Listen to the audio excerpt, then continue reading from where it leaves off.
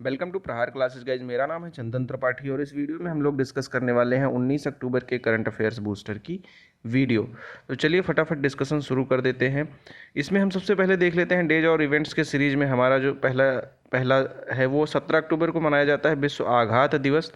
आघात का मतलब क्या होता है? आघात में शरीर में लगने वाली कोई भी चोट को बोला जाता है। इससे पता चलता है कि दुनिया में हर साल करीब 50 लाख लोग किसी न किसी आघात के कारण मरते हैं। और इसकी जो शुरुआत की गई थी विश्व आघात दिवस की 2011 में अपने नई दिल्ली भारत से की गई थी। इसके बाद हमारा नेशनल अफेयर्स का सीरीज होता है। नेशनल अफेयर्स में हम पहली पहली चीज़ देख लेते हैं कि पीएम मोदी ने किया है पीएम किसान सम्मान सम्मेलन 2022 का उद्घाटन कहाँ किया है? नई दिल्ली में किया है। कहाँ पर? नई दिल्ली में भारतीय कृषि अनुसंधान संस्थान में। कितने दिवस का होगा? 2 दिवसीय होगा। इसका उद्देश्य क्या होगा? किसानों के जीवन को आसान बनाना, उनकी क्षमताओं को बढ़ाना और उन्नत कृषि तकनीक को बढ़ावा देना। इसके दौरान इन्होंने प्रधानमंत्री मोदी जी ने वन नेशन वन फर्टिलाइज़र का भी शुभारंभ किया हुआ है। कुछ चीज़ें पीएम किसान निधि के योजना के बारे में जान लेते हैं जिसके बारे में ये सम्मेलन हो रहा है। इसका उद्देश्य जो है वो छोटे और सीमांत किसानों की विभिन्न आदानों की खरीद द्वारा वित्तीय ज़रूरतों को पूरा करना है। इसको कौन से मंत्रालय के द्वारा पीएम किसान को कार्यान्वित किया जाता है? कृषि एवं किसान कल्याण मंत्रालय द्वारा इसको कार्यान्वित किया जाता है। 6,000 रुपये की इसमें वार्षिक राशि दी जाती है, 3 किस्तों में 2-2 हज़ार करके। ये भी आप लोग याद रखिएगा। पीएम किसान मोबाइल ऐप को राष्ट्रीय सूचना विज्ञान केंद्र और माइटी द्वारा विकसित किया गया। माइटी का मतलब होता है ministry of electronics and technology. ये भी आप लोग याद रखिएगा। इसकी लॉन्च डेट जो थी पीएम किसान की वो 2019 थी। कहाँ से लॉन्च किया गया था? उत्तर प्रदेश के गोरखपुर ज़िले से इसको लॉन्च किया गया था। नेशनल अफेयर्स के दूसरे सीरीज में जो हमारा इम्पॉर्टेंट चीज़ है वो ये है कि प्रधानमंत्री मोदी ने 19 अक्टूबर को गुजरात में इंडियन अर्बन हाउसिंग कॉन्क्लेव का उद्घाटन किया है। गुजरात में कहाँ पर किया है? गुजरात के राजकोट में किया है। 3 दिवसीय सम्मेलन होगा ये। इसका आयोजन जो है वो केंद्रीय आवास और शहरी मंत्रालय के द्वारा किया जा रहा है।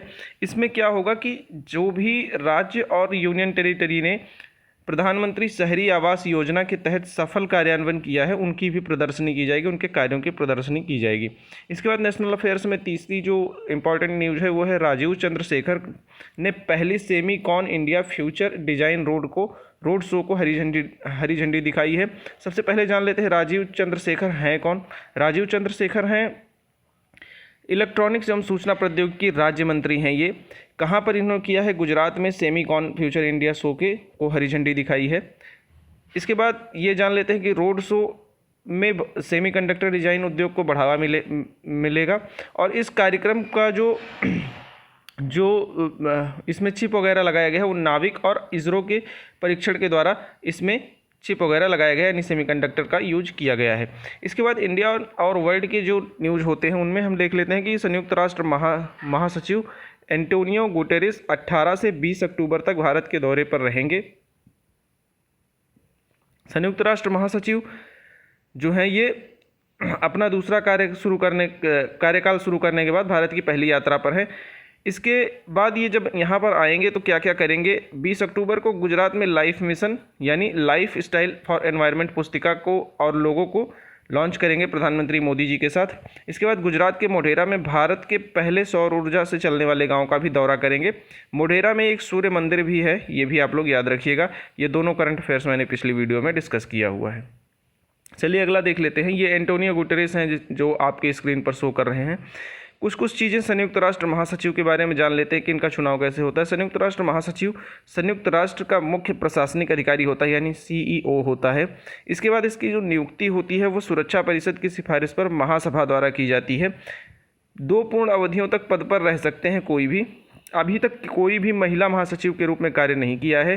कार्यकाल जो होता है महासचिव का वो 5 साल का होता है। नवीकरणीय योग्य का मतलब फिर से ये चुनाव जीत सकते हैं।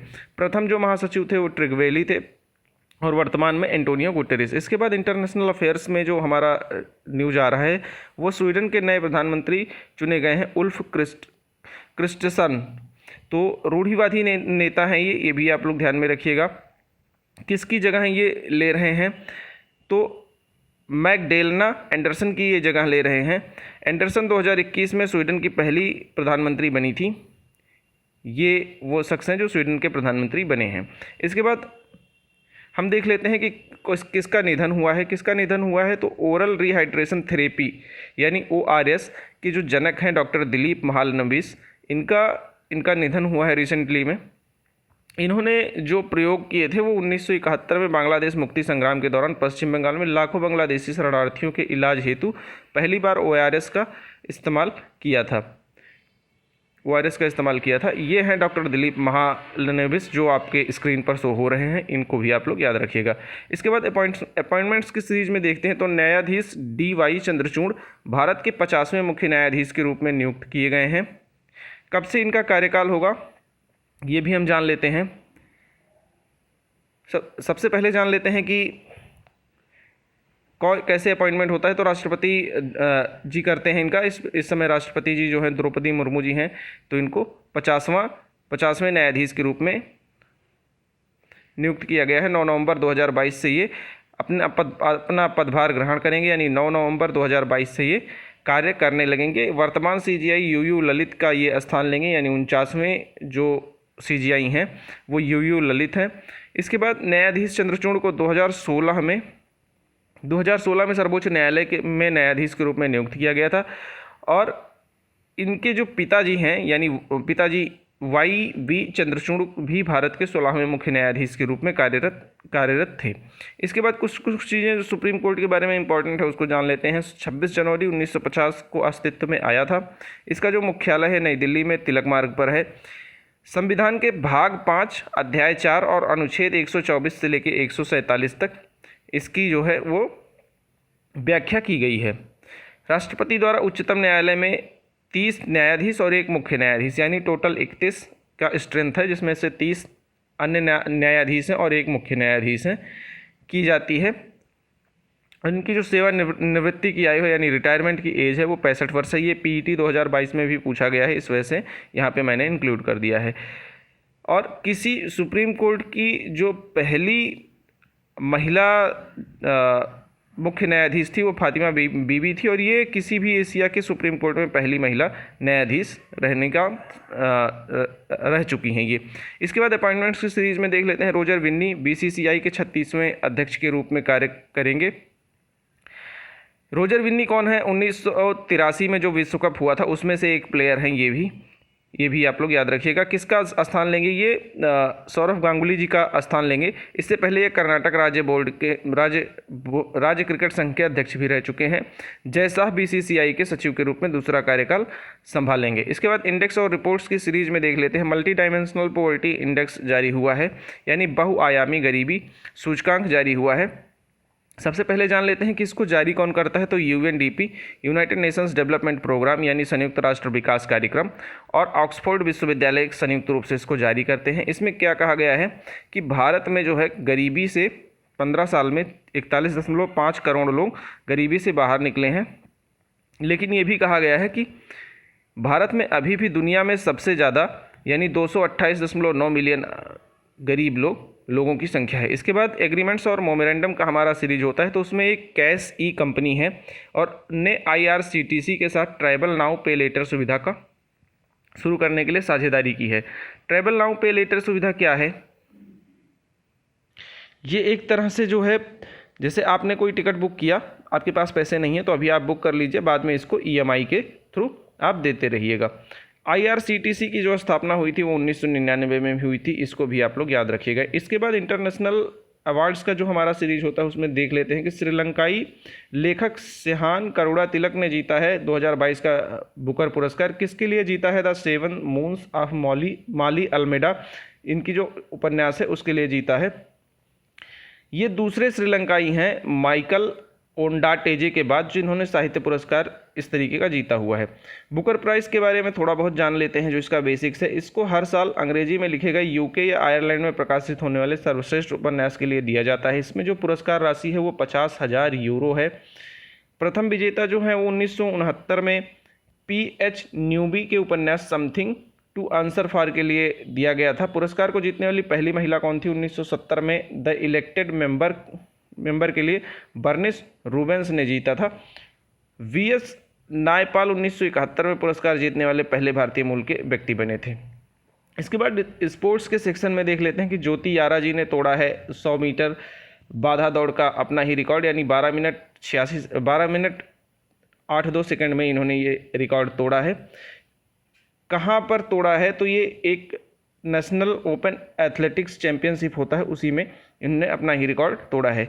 नेशनल ओपन एथलेटिक्स चैंपियनशिप जो है वो 1961 में आयोजित किया गया था पहली बार, ये भी आप लोग ध्यान में रखिएगा। ये ज्योति जी हैं जिन्होंने रिकॉर्ड तोड़ा है, जो आपके स्क्रीन पर दिख रही हैं। स्टेट स्पेसिफिक न्यूज़ में पहली जो न्यूज़ आ रही है वो हैदराबाद के में स्थित जो CCMB है, दुनिया का सबसे बड़ा जीनोमिक अध्ययन का हिस्सा बना है। CCB का फुल फॉर्म क्या होता है? Centre for cellular and molecular biology ये होता है। ये हैदराबाद में स्थित है, ये भी आप लोग ध्यान में रखिएगा। जिसमें 54 लाख व्यक्तियों को कवर करते हुए दुनिया के सबसे बड़े और सबसे विविध जीनोमिक अध्ययन का हिस्सा किया गया। जीनोमिक अध्ययन का मतलब होता है जो आपके जीन बेस्ड पर अध्ययन होता है, जिससे मेडिसिन वगैरह ये सब आसानी से बनाई जा सके। इसके बाद अगला जो न्यूज आ रहा है वो केरला से आ रहा है। केरला में वी मुरलीधरन ने केरला में श्री चित्रा सम्मेलन 2022 का आयोजन किया है। सबसे पहले जान लेते हैं वी मुरलीधरन हैं कौन। तो ये केंद्रीय विदेश राज्य मंत्री हैं जिन्होंने केरल के तिरुवनंतपुरम में 2 दिवसीय श्री चित्रा सम्मेलन 2022 का आयोजन किया है। इसका आयोजन जो है चित्रा तिरुनल इंस्टीट्यूट, इसका जो आयोजन है वो Chitra Tirunal institute for medical sciences and technology द्वारा किया गया है, ये भी आप लोग ध्यान में रखिएगा। उद्देश्य क्या है इसका?